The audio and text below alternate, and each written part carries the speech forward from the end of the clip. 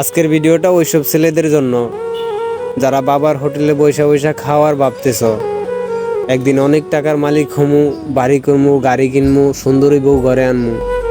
এগুলা বৈশা বৈশা বাবা শুধুই অনার্থ। জীবনে কিছু করতে হলে পরিশ্রম ছাড়া কোনো কিছুই সম্ভব না। অনেক অনেক সময় দেখা যায় নিজের বাবার টাকা থাকলেও নিজের কোনো কিছু হয় না।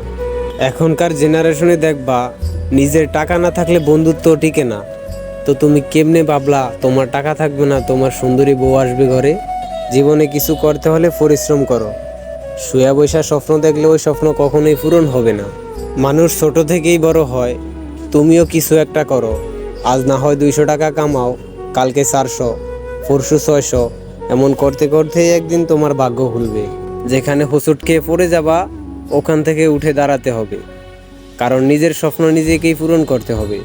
শত শত মানুষ জ্ঞান দেবে, কিছু একটা করতে যাও তারাই দেখবা বাধা দেবে। তো নিজের মতো নিজে চলো, নিজের ভালো মন্দ নিজেই বুঝো।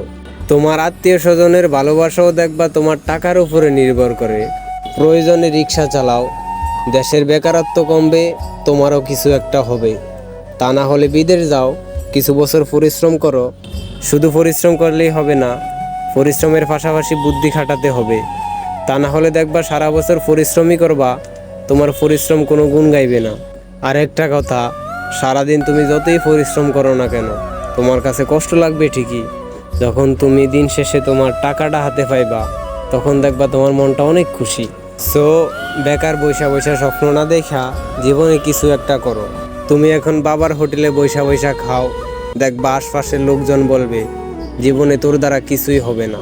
এমন কিছু করো যেন তারাও অবাক হয়ে যায় যে তোমার মধ্যে কিছু একটা আছে।